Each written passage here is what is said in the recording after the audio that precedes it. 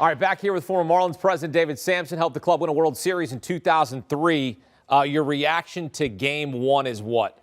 The Astros are a better team than the Yankees, and they showed it. They're just deeper. We've talked about their lineup, and when you look at what the Astros did, they got no production from their top of their lineup except for Pena, but the bottom of their lineup came through. And the Yankees, the top of their lineup is just struggling. Rizzo got that home run, but Verlander returned to being Verlander, and the Astros are hard to beat. However, for all you Yankee fans out there, you go to Houston just trying to get the split. You're going to have Severino going tomorrow against another ace-like pitcher in Valdez, so it's going to be tough, but you still have a chance for it. Justin Verlander was masterful after that home run to Harrison Bader. 6 innings, 3 hits, the homer, 11 punch-outs, and 17 swings and misses. And you compare that to his previous start against the Mariners, where he got rocked for 6 runs in 4 innings, 7 swings and misses. One of these things is not like the other. How about Verlander all season long? He had that start in the postseason where everyone said, oh, he's tired, he's old, he's distracted. He had a bad start. People were looking to see whether it'd be 2 in a row, and no. This was the Verlander we saw. He's coming off Tommy John, Hakeem, Tommy John.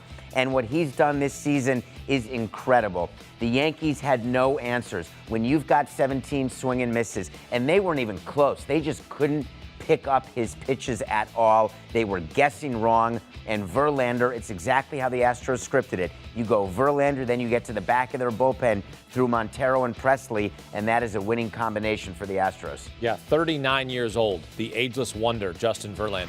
The only time I've seen a pitcher that good at that age was Clemens, and that was Nolan Ryan. That was with the help of needles. Nolan Ryan, of course. Yes. But what Verlander's doing is simply incredible, and I give him all the credit in the world. Remember, he's got an opt-out. He can opt out of the next year's deal, so the Astros are going to have to pay up to defend their championship. Yeah, and a hat tip to our friend Sarah Langs. At 39 years, 241 days old, Verlander, the second oldest pitcher in postseason history with a 10-strikeout game, younger than only 86 NLCS Game 5 Nolan Ryan. Who was pitching also for Houston when they were in the National League. Now they're in the American League. Jameson Taillon went 4 innings, and they lost this game. We talked about this before the game. We said if he gives you 3, if he gives you 4, they should win the game.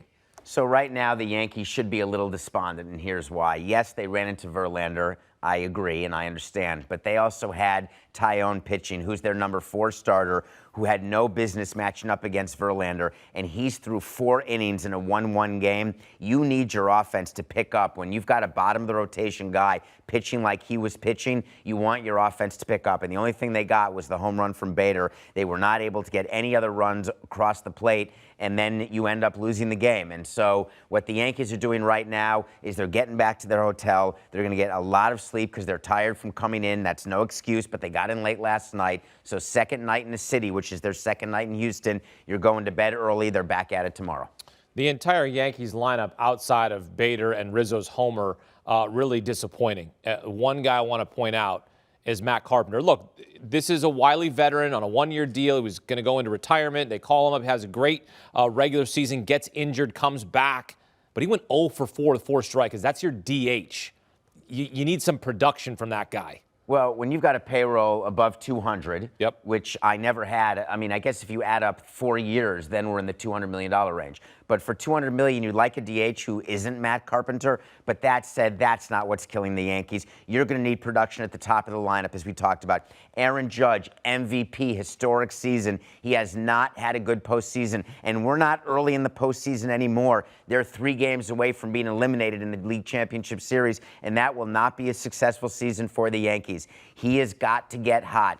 Stanton got on base. We talked about this before the game. He loves playing the field, and you saw him bring it into the batter's box. And if Judge can get hot, and you've got to get Torres on base, Stanton driving them in, Rizzo's been okay. You need production because they're not going to get it at the bottom of their lineup, whereas the Astros, cold on top, hot on the bottom.